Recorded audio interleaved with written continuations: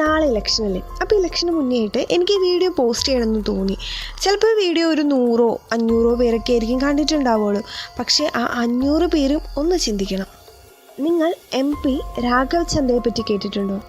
നമ്മുടെ സാധാരണക്കാർക്ക് വേണ്ടി ശബ്ദമുയർത്തുന്ന ഒരു റിയൽ പൊളിറ്റീഷ്യൻ തന്നെയാണ്. നമ്മൾ ഈ സിനിമയിലൊക്കെ കണ്ടിട്ടുണ്ടാവും, സാധാരണക്കാർക്ക് വേണ്ടിയിട്ട് ഭയങ്കരമായിട്ട് ശബ്ദമുയർത്തി സംസാരിക്കുന്ന പൊളിറ്റീഷ്യൻസ്. അതുപോലൊരു വ്യക്തിയാണ് രാഘവ് ചന്ദ. നിങ്ങൾ കേട്ടിട്ടുണ്ടാവും, നമ്മുടെ എയർപോർട്ടിലൊക്കെ 1 ലിറ്റർ മിനറൽ വാട്ടറോ അല്ലെങ്കിൽ നിങ്ങൾ ടീയോ കോഫിയൊക്കെ കുടിക്കണമെങ്കിൽ ഒരു 100 രൂപ അതിൻ്റെ മുകളിലേക്കൊക്കെയാണ് അതിൻ്റെ ചാർജ്. സാധാരണക്കാരന് ഒരിക്കലും ഇത് അഫോർഡബിൾ ആയിട്ടുള്ള ഒരു റേറ്റ് ഇല്ല. ഇതിനെപ്പറ്റി സംസാരിച്ച് ഇപ്പോൾ പല എയർപോർട്ട്സിലും ഈ ചായയുടെയും അതുപോലെ തന്നെ വെള്ളത്തിൻ്റെയൊക്കെ വില 10 രൂപ 20 രൂപയൊക്കെ ആക്കി കുറച്ചിരിക്കുന്നത് രാഘവ് ചന്ദയാണ്. ആരോഗ്യ ഇൻഷുറൻസ് നമ്മുടെ ഒരു സെക്യൂരിറ്റിയാണ്.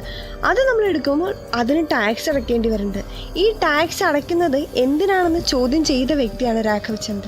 മാത്രമല്ല വേറൊരു പ്രധാനപ്പെട്ട സംഭവം എന്താണെന്ന് വെച്ചാൽ, പല രാഷ്ട്രീയ നേതാക്കളും മുൻപന്തിയിലുള്ള പല കേസുകളും നമ്മുടെ നാട്ടിൽ നടന്നിട്ടുണ്ട്. ഇത് ആ വ്യക്തികളുടെ യഥാർത്ഥ പേരും കാര്യങ്ങളും വെളിപ്പെടുത്തി നമ്മുടെ രാഘവ് ചന്ദ പുറത്തു വന്നു. ഇതിൻ്റെ പേരിൽ അദ്ദേഹം 115 ദിവസമാണ് സസ്പെൻഷൻ വാങ്ങിയത്. പക്ഷേ അദ്ദേഹം രാഷ്ട്രീയത്തിൽ നിന്ന് വിട്ടുമാറാനോ പൂർവാധികം ശക്തിയോടുകൂടി തിരിച്ചു വരിക തന്നെയാണ് ചെയ്തത്. ഇതുപോലുള്ള ഒരുപാട് കാര്യങ്ങളാണ് MP രാഘവ് ചന്ദ ചെയ്തിട്ടുള്ളത്. നമുക്ക് വേണ്ടത് രാഘവ് ചന്ദയെ പോലുള്ള രാഷ്ട്രീയ പ്രവർത്തകരെയാണ്. അപ്പോൾ നിങ്ങളൊന്ന് ആലോചിക്കുക, നമ്മൾ എങ്ങനെ വോട്ട് ചെയ്യണം, ആർക്ക് വോട്ട് ചെയ്യണം. ഇനി നമുക്ക് അടുത്തൊരു തിരുത്തൽ വരിക എന്ന് പറഞ്ഞാൽ 5 വർഷത്തിന് ശേഷമാണ്. ഇപ്പോൾ നിലവിലുള്ള ഭരണം വേണോ, അതാണ് നിങ്ങൾക്ക് ഇഷ്ടമെങ്കിൽ അത് ചെയ്യുക. അതല്ല അതിന് മാറ്റം എന്നാണ് നിങ്ങൾ ആഗ്രഹിക്കുന്നതെങ്കിൽ അങ്ങനെ ചെയ്യുക.